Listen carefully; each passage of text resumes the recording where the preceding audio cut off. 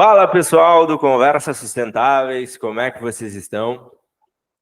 Estamos aqui para mais um episódio do nosso podcast para falar de um tema que é bem importante e vai ser cada vez mais falado nos próximos anos sobre a questão da bateria, sobre a mobilidade elétrica, sobre a eletrificação de uma maneira geral. E hoje eu trouxe o Eduardo Javier Munhoz para falar com a gente, trazer um pouco do que está acontecendo no mundo e também trazer, obviamente, o que a gente sempre gosta, na perspectiva brasileira, principalmente.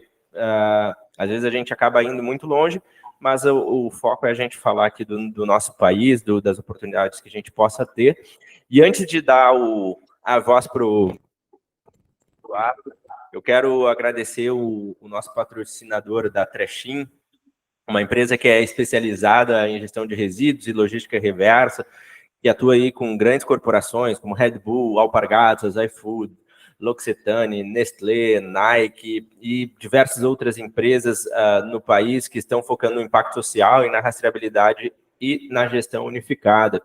Então, se você busca uma empresa aí com credibilidade no mercado e que apoia muitos projetos também, como o Conversas Sustentáveis em si, é só entrar em contato com contato@trechim.com.br e pode falar lá com o Sérgio ou com o Rafa, que veio do Conversas Sustentáveis. Dito isso, Eduardo, prazer te receber aqui. Antes da gente entrar na nossa pauta, se tu puder trazer um pouco de quem é o Eduardo, como é que o Eduardo chegou, onde chegou.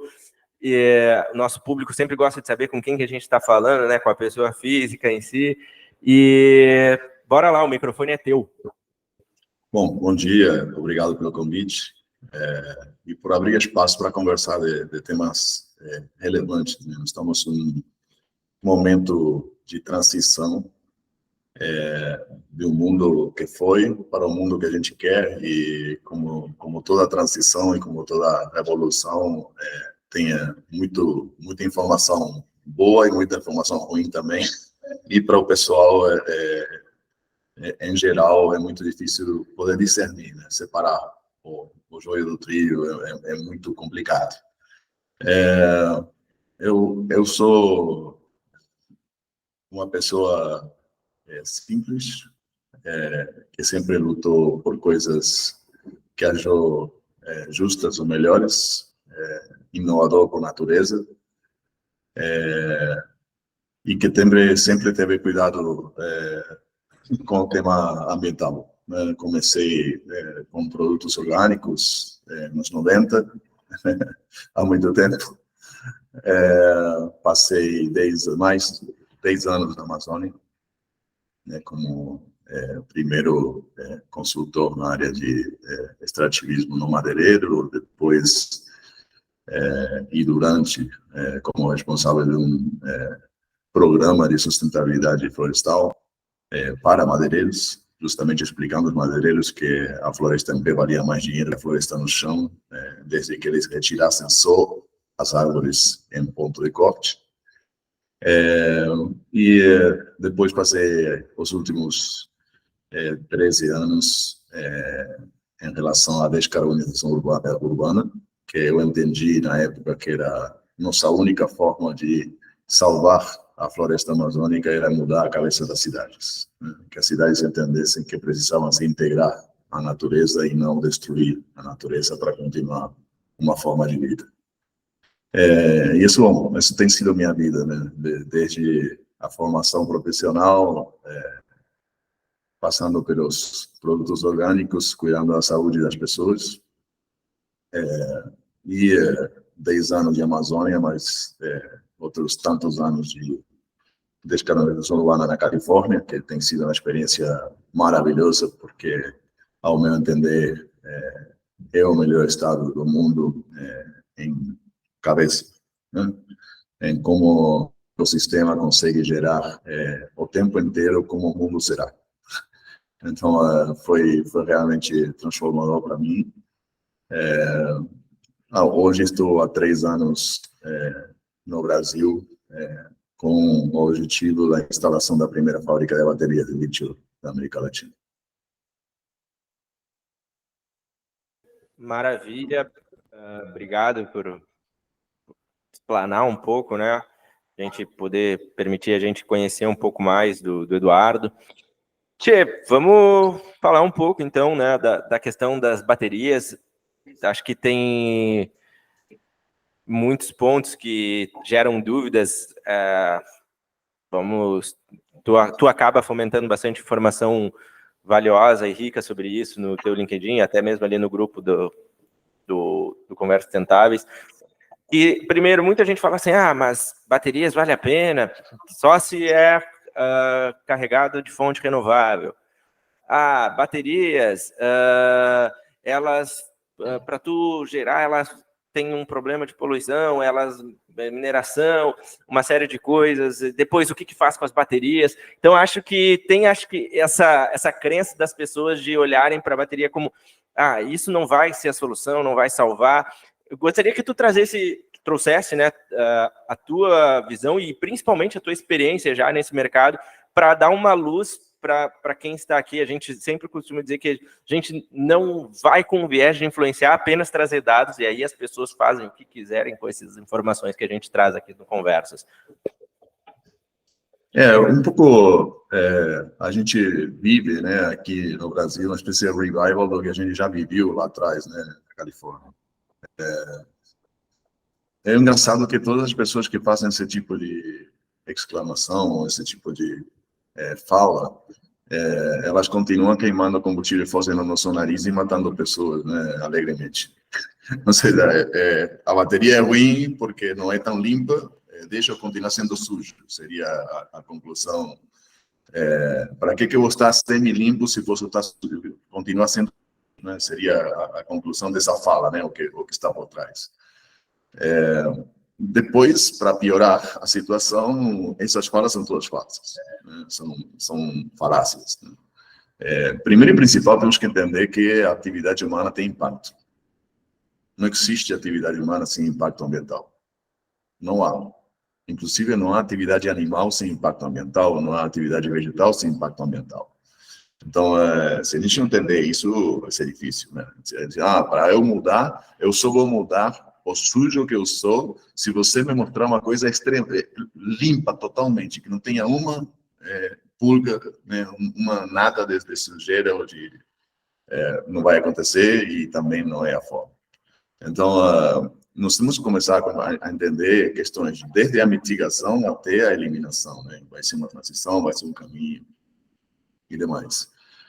Respeito às baterias, há um entendimento muito ruim por parte do público geral, né?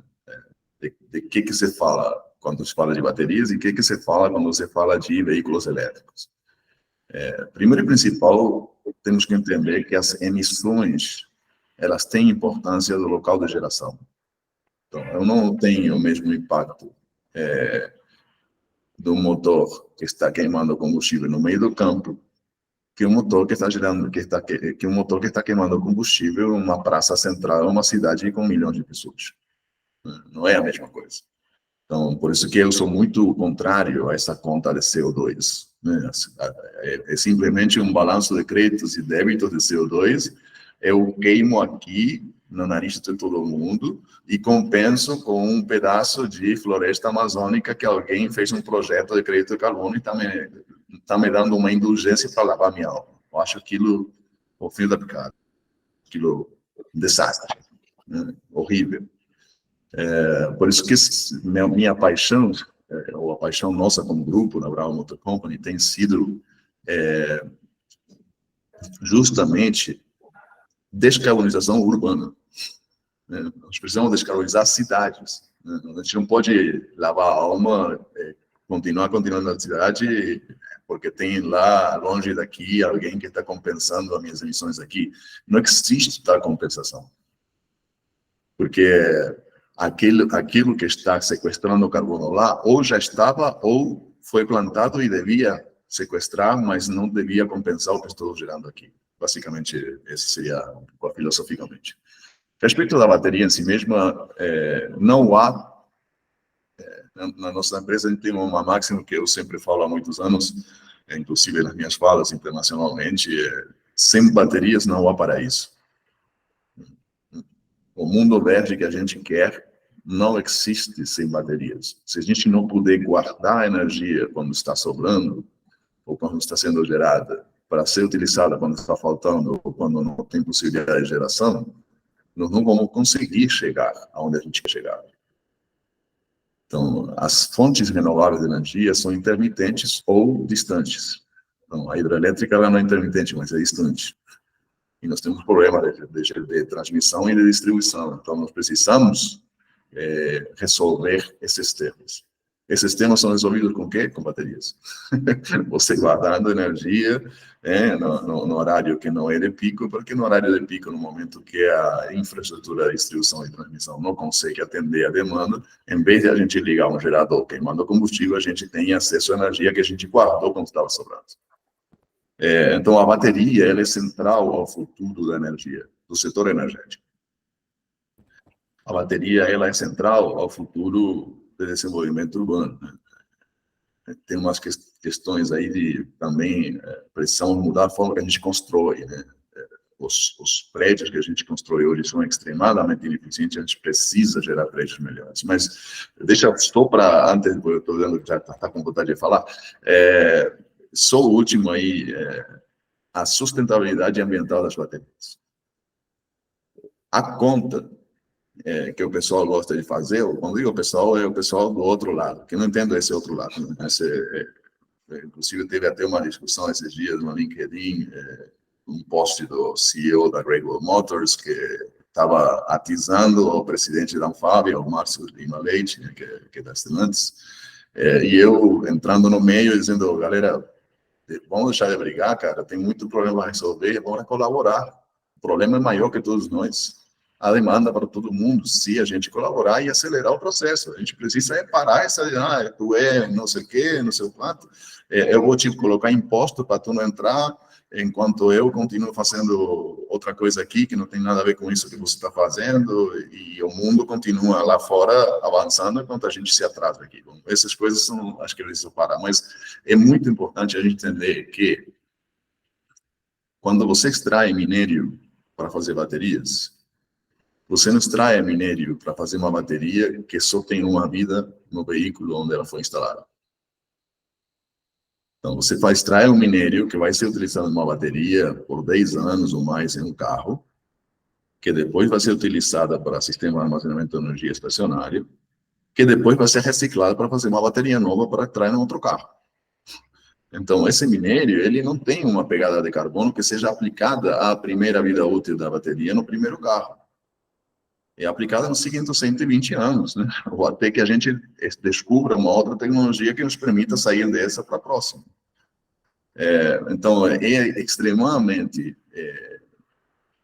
Vou tentar não colocar maldade, né, em quem faz isso, mas é extremamente falta de conhecimento você fazer contas desse jeito. É uma conta ruim. E se formos um pouquinho mais profundo, mas que se a matriz é suja, não vale a pena o veículo elétrico. Como assim? O veículo elétrico ele está andando, circulando pela cidade, sem gerar gases que te matam. Então, claro que vale a pena, mesmo que as emissões para gerar essa energia são fora da cidade, são uma central térmica fora, com filtros e uma série de outras questões que não atingem a saúde das pessoas. Então, nós temos entre 8 e 9 milhões de mortos por ano em decorrência da contaminação do ar. Eu não acredito que a gente não atenta para esses números. Então, não é a mesma coisa eu queimar, mesmo o etanol, que é menos contaminante que o combustível fóssil, gera gases que afetam a saúde das pessoas. Então, não é a mesma coisa eu gerar energia de forma centralizada e transformar essa energia em muitos mais quilômetros sem cidades do que você queimar ineficientemente um motor a combustão interna na nariz das pessoas para movimentar um veículo. É um mundo de diferença, não é a mesma coisa. Muito bom. ouvindo tu falar, eu, obviamente, o que eu sei é superficialmente sobre o setor de baterias. Superficialmente, eu digo perto do que tu conhece e vive isso há muito mais tempo. Ouvindo tu falar, tu fica assim, porra, por que então a gente não acelera esse processo e ainda tem essa questão de essas brigas, né? Claro que envolve muito interesse, né, de partes para que não se evolua. E depois também trazendo o ponto que tu falou ali do carro, ela usa 10 anos no carro. Bom, mas aquele carro, são duas perguntas, tá? E aquele carro ele vai precisar comprar outra bateria daqui a 10 anos. E esse custo não se torna tão caro ao ponto de não compensar. Como é que é feito isso? Como é que... Acho que são duas questões diferentes, mas eu queria aproveitar já o momento para falar sobre elas. Vamos por partes. Em 10 anos, o motor a combustão interna gerou um tamanho e volume de manutenção e de custo por manutenção e reparação que um veículo elétrico não gerou claramente. E com uma grande vantagem. Quando você troca uma bateria no veículo elétrico, ele passa a ser quase 0 km. Porque o motor elétrico não sofre desgastes. Vamos quantas vezes você viu trocar o motor elétrico no elevador? Tem elevador com 100 anos e é o mesmo motor, quando foi instalado antes. Então, essa parte do entendimento. Segundo, as baterias vêm caindo de custo quase que abruptamente.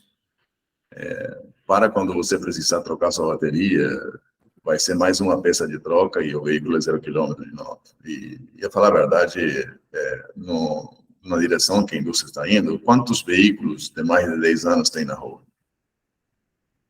Poucos, né? Cada vez menos. Então, a questão da economia circular, reciclagem, novos veículos e demais, isso aí vai continuar sendo cada vez mais corriqueiro, inclusive porque não é fácil você reciclar um motor a combustão interna. Como que você recicla ele? Já um motor elétrico, você coloca simplesmente num veículo novo. Tira, coloca powertrain novo e uma estrutura nova de veículo e continua andando. Então, é um mundo muito diferente. Eu sempre gosto de dizer que a indústria do veículo elétrico e do veículo a combustão interna só tem uma coisa em comum. A palavra veículo. Depois, o restante é tudo diferente. Então, a lógica é diferente. Perfeito. E a outra parte, foi a primeira pergunta que eu fiz, que da forma que tu fala, né, eu, na minha concepção, tipo, porra, a gente precisa acelerar esse processo e tudo mais, e a questão, por que não está sendo tão rápido quanto deveria, e hoje a gente teria condições já de falar disso globalmente ou ainda não? Bom, hoje 20% aproximadamente são elétricos, do total de vendas. E isso aí vem crescendo a taxas de 50%, 100% por ano nos últimos 5 anos, 10 anos. Na Noruega, já 85% dos veículos que se vendem são elétricos. Então, na China, mais de 25%. E acelerando. Então, o processo já iniciou e já está andando muito forte.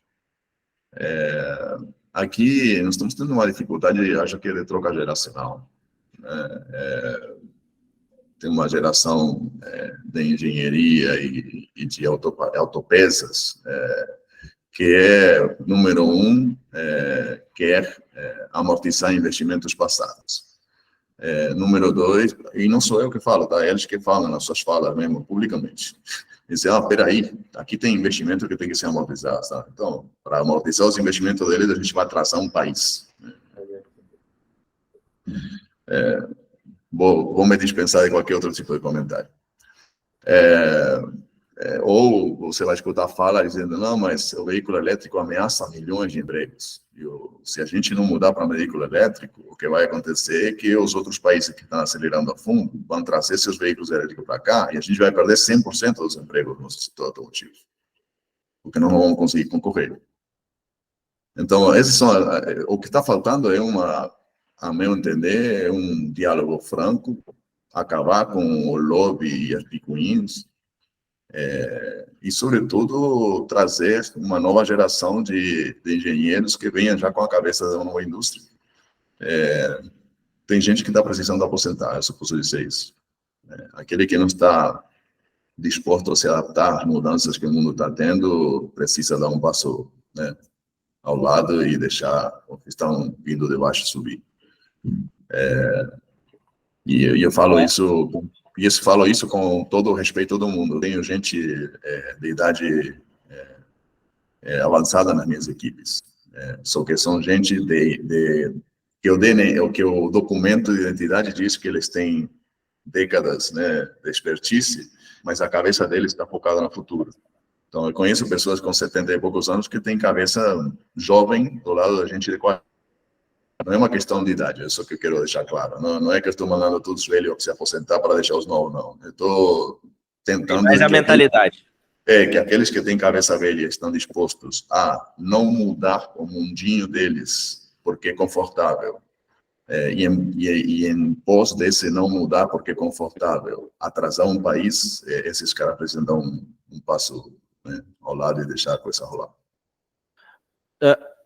Quando a gente traz isso para um viés nacional, aqui no país, como é que tu vê a aderência, eu digo assim, no modelo, por exemplo, numa empresa, numa indústria que precisa melhorar esse ponto, só que aqui tudo é instável, então tudo é colocado na ponta do lápis. Eu sei que tu vai dizer, mas tem pessoas morrendo, mas aí o cara vai dizer, então, mas se eu não fizer isso, meu negócio que vai morrer. Como é que a gente pode tornar essa questão uma viabilidade? Porque eu vejo que as pessoas têm interesse, tu conversa com empresários, cara, se fosse assim eu faria, mas assim vai comprometer isso, aquilo. O que precisaria acontecer, incentivos, para que isso torne uma realidade também para um povo que a grande maioria do brasileiro é um povo pobre, né? E a cada 4 anos tudo muda também, né? Nosso problema na América Latina geralmente é relacionado com um problema educacional. Nós precisamos realmente ter programas de educação e de formação muito mais profundos, mas principalmente nós precisamos de entendimento, né? Porque a gente está enxergando o meio copo seco, quando na realidade nós temos 3/4 do copo cheio. Estamos olhando para o que falta e não estamos olhando para tudo que a gente tem. E assim, o principal entendimento que está faltando nos setores médios, que ainda não tem essa visão de como a coisa já avançou, porque dizem, isso aí vai faltar tempo, isso aí já está rolando, a China já decidiu que esse é o caminho, os Estados Unidos decidiu que esse é o caminho, a Europa decidiu que esse é o caminho, e a Índia decidiu que esse é o caminho. O que nos faz pensar que a gente, desde nossa posição aqui, vai conseguir ir contra o caminho que o restante do mundo decidiu? Porque eles já decidiram, já estão acelerando a fundo, já está rolando. E assim, o que está faltando para nós é entender 2 coisas. Uma, o mundo precisa dos materiais críticos que nós temos. Segunda, a economia verde é a maior oportunidade de negócios da história da humanidade. Nunca na história da humanidade rolou tanto dinheiro em uma indústria, em um negócio, como que vai rolar nos próximos 20, 30 anos na economia verde. E a gente está ainda discutindo se isso aí vai funcionar ou não, se vai rolar ou não, enquanto os outros estão acelerando a fundo com nossos recursos naturais. Então, a gente precisa entender que nós temos um posicionamento geopolítico estratégico e que temos uma bênção de Deus aí de ter recursos naturais que podem nos transformar no aliado do Ocidente para a economia verde. E a gente está deixando de entender tudo que precisa ser construído para a economia verde funcionar e quanto é o rol protagônico que nós podemos ter para isso. O Brasil, isso é aquela questão, né, que a gente aqui no Brasil debate também muito, participa de alguns eventos também, empresários, investidores, que a gente tem um potencial, né, o Brasil tem um potencial para isso. Participei de um evento também sobre geopolítica, só que entre ser um potencial e acontecer, a gente tem... Eu tenho uma fala que eu falo muito nas minhas palestras ultimamente, porque muita parte do meu tempo também eu dedico à educação, né? A palestrar para convencer e fazer entender. nós precisamos deixar de ser o país do potencial. Nós precisamos transformar o Brasil em valor. Potencialidade não enche prato, não compra roupa, não paga colégio, não dá prosperidade. Potencial é sonho não concretizado por falta de trabalho. Então, precisamos começar a planejar, B, a trabalhar, C, ser inteligente nas nossas alianças e nos nossos mercados atendidos, porque tem um mercado muito grande para o que a gente tem, só precisa transformar isso, né, de minério em terra em material estratégico e produto. Né? Sim, perfeito. A gente está num papo aqui sobre a parte de baterias, setor de energia, e eu quero aproveitar também e falar do nosso outro parceiro, patrocinador, que é o nosso... está entrando com a gente aí no Conversas Sustentáveis, que é a Elisia, uma empresa de energia solar que foi fundada em 2015, né? Eu que sou oriundo do setor de energia, conheço eles quando começaram em Porto Alegre, então já tem aí 1.300 clientes e tem grandes clientes, para quem é do Rio Grande do Sul, principalmente conhece aí o Sicredi, a Rede Marista, que já está no Brasil inteiro, o FEComércio, e eles estão com uma ampla gama, né, de serviços e soluções, desde da própria energia fotovoltaica, que foi onde se originou, até usinas para investimentos, autoprodução, backup de baterias e projetos residenciais, que tem um total fit aí com vocês. Fiquei sabendo que já tem um papo marcado aí com o Lucas. E então, assim, é uma empresa que está dedicada nessa parte de sustentabilidade, está há 8 anos no mercado aqui, principalmente no mercado gaúcho, e agora voando, né, para outros horizontes. E podem acessar aí o site elisia.com.br, contato@elisia.com.br, ou no Insta, que é @Elisia Energia Solar. Tá? Pode falar que veio do Conversas Sustentáveis. E essa questão que a gente fala também, principalmente no setor de energia, quando os investidores veem isso também, eu acabava vencendo, qual é a TIR do projeto, como é que vai funcionar e tudo mais. Por que ainda não é pensado? Claro que já tem os novos, já estão começando a trabalhar com baterias, mas a grande massa ainda não está na questão das usinas trabalhando forte as baterias nos projetos de implementação de geração. Como é que, na minha visão ainda, tudo é conta, né? Mas, obviamente, para ti tem outros vieses. Como é que a gente introduz isso dentro do setor de energia ao ponto que convença investidores a implementar essas soluções nas suas usinas? Olha, é bastante simples, na realidade. Se você vê aí quantos ciclones teve no Sul nos últimos 10 anos, né? Com frequência, nos últimos 2, tem sido mais de 4 por ano, né? E quanto tempo os setores produtivos ficam sem energia? E demora a restituir energia. As baterias, elas conseguem justamente também ir nessa direção. E tem uma outra questão aí que é importantíssima e que também não é medida, que é qual é o custo de manutenção ou de depreciação de equipamentos eletrônicos ou elétricos em decorrência da variação de voltagem ou instabilidade da rede elétrica. Bom, a bateria, ela vem a cobrir isso aí. E tem uma outra questão aí que também o pessoal não consegue ver, às vezes, assim, a simples vista, é que o solar, ele tem momentos de geração de instabilidade de voltagem que não é aproveitada, energia perdida, né? Que é desde o amanhecer até as 10 da manhã, desde as 3 da tarde até o pôr do sol. Se você tem um banco de baterias, essa energia se guarda e é entregue de forma estável no momento de pico, por exemplo. Então, você transforma energia perdida, que não se contabilizava, em energia de horário de pico ou de corte de luz.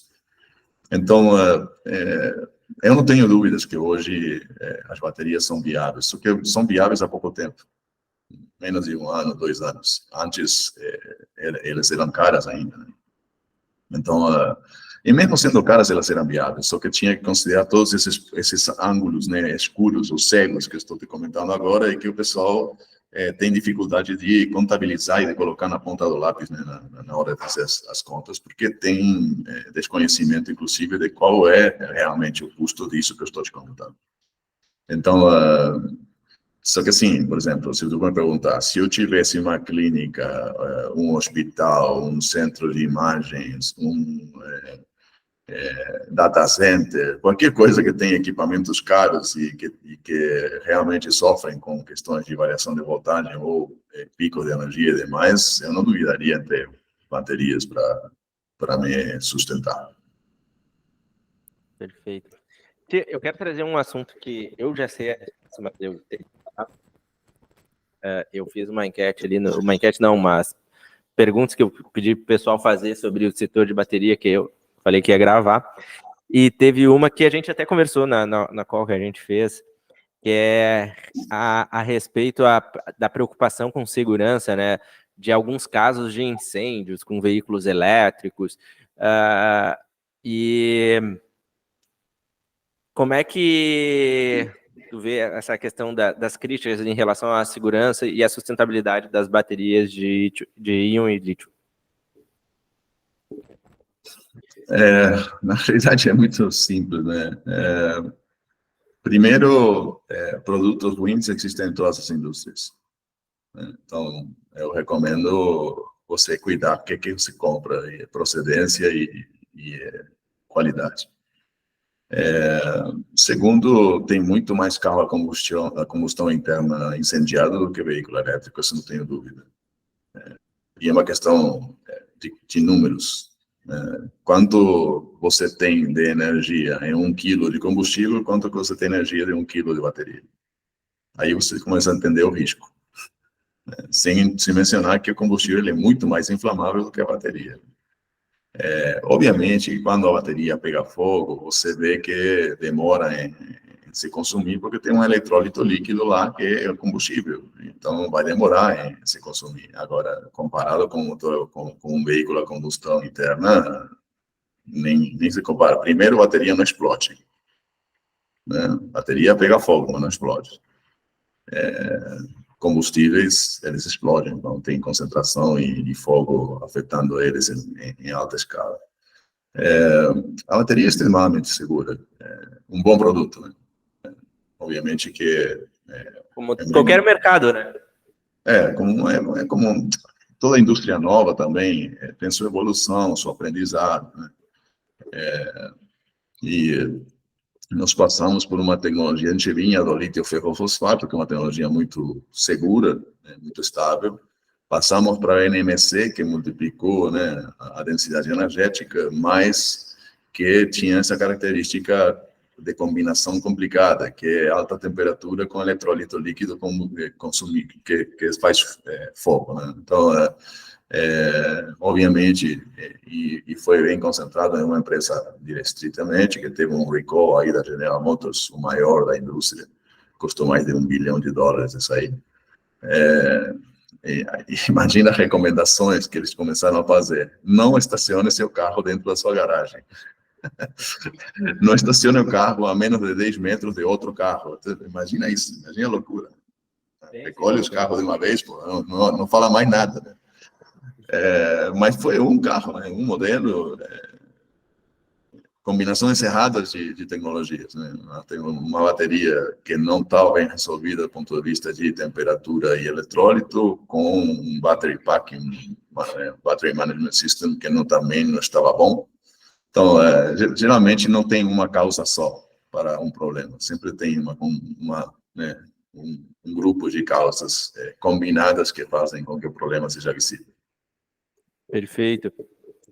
A gente está se encaminhando aí para a reta final e eu tenho algumas perguntas para a gente trabalhar, que é... Primeiro, como é que tu tu está em relação a esse ano, os próximos anos aqui no Brasil, em relação à parte de, obviamente, da bateria, da adoção, até inclusive da operação de vocês aqui, e também o que tu tem visto mundo afora, que tu acha que em breve o Brasil também vai poder se aproveitar, se beneficiar dessas tecnologias que estão surgindo? Olha, ninguém na história da humanidade conseguiu parar a tecnologia. Ninguém. É só estudar a história da humanidade e ver que ninguém conseguiu parar a tecnologia. A tecnologia elétrica e mobilidade e a tecnologia de baterias e de renováveis no setor energético são uma realidade e elas não vão parar. Então, quem quiser subir nisso, beleza. Quem não quiser subir, a tecnologia vai passar por cima. É um rolo compressor a tecnologia, não se detém. Então, mais cedo, mais tarde, vai ser uma realidade no Brasil. A gente precisa só decidir se a gente vai fabricar, se vai ser produto nacional ou se a gente vai importar tudo. É só essa a decisão que a gente precisa tomar. Né?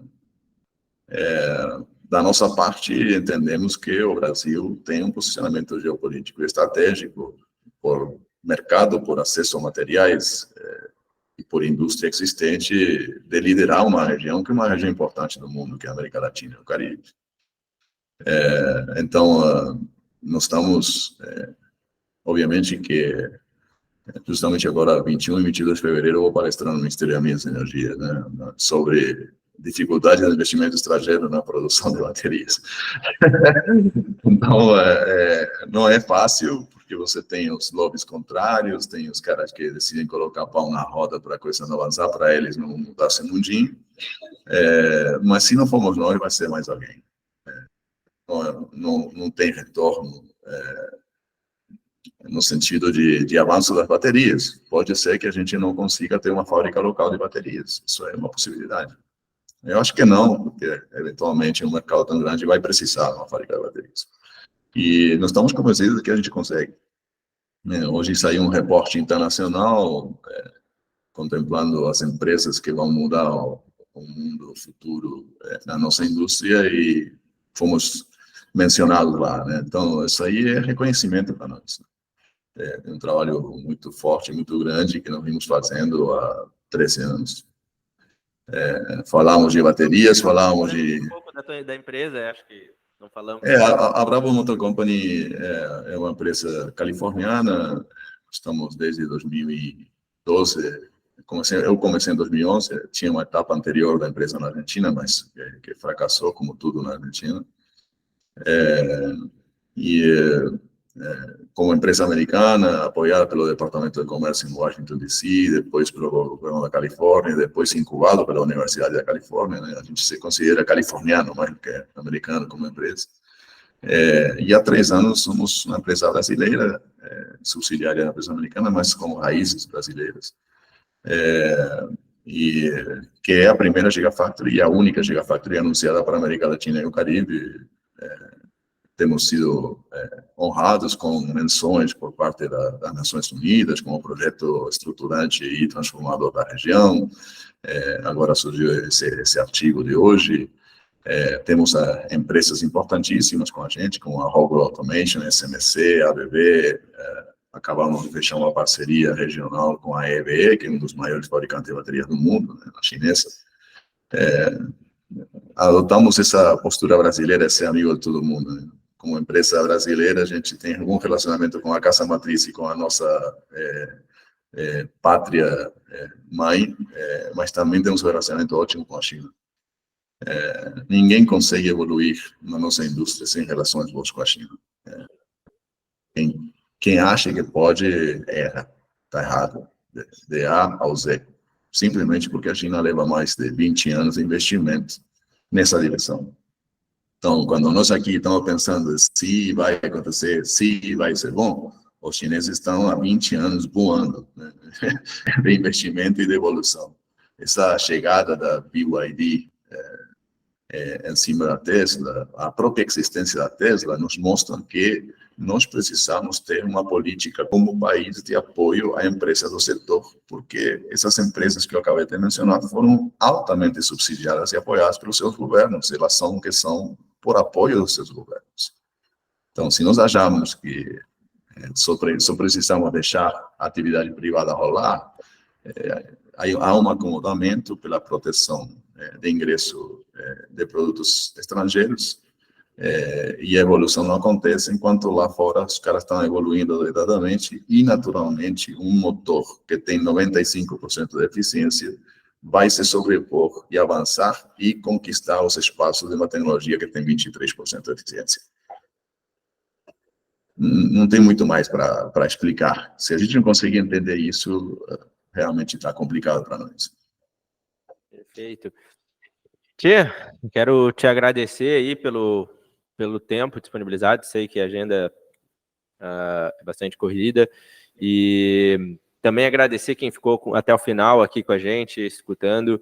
Eu costumo dizer que quem já está com mais tempo com a gente aqui no podcast, eu tenho a oportunidade de aprender com muita gente. Eu sou um cara bastante curioso, então não à toa que criei esse canal justamente para trazer informação, mas muito para eu aprender também sobre a área de sustentabilidade e de uma maneira geral.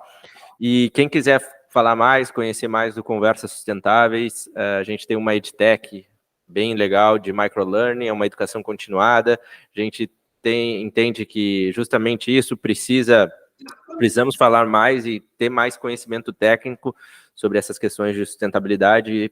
Conversas Sustentáveis em todas as redes, não tem erro. E Eduardo, também se quiser deixar suas considerações finais e como é que a galera te encontra, quem quiser tirar dúvida e falar mais sobre esse assunto contigo ou algum potencial parceiro que venha a surgir. O que eu posso dizer é que estamos convencidos de que a fábrica de baterias está no caminho certo. Temos mercado, temos um supply chain em construção, estamos, Deus quiser, começando a instalação da fábrica nesses próximos meses. Ainda esse ano que vem, a gente deve estar muito próximo de fabricar as primeiras baterias aqui no Brasil. Então, tenha fé, eu posso dizer isso, né? Não é fácil, mas tem grupos muito fortes convencidos de que podemos fazer isso acontecer.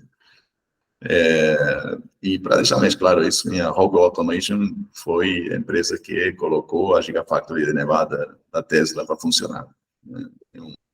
A maior empresa de automação do mundo, e quando em maio de 22 a gente assinou nosso acordo, as palavras deles foram muito fortes, né? Sendo esse aqui um projeto que uma vez na vida, outra na morte, e a gente não vai deixar de participar, né? E realmente eles têm sido um apoio muito forte. Estamos trabalhando para ver se agora em fevereiro a gente consegue já anunciar o local da instalação e o início das obras posteriores. Encontrar a gente é fácil, podem encontrar a gente pelo LinkedIn, podem encontrar a gente no nosso site, fazer contato, tem equipe sempre dispostas a conversar. Eu acho que estamos procurando, hoje todos os nossos investidores são estrangeiros, buscamos ter raízes brasileiras, precisamos de parceiros locais.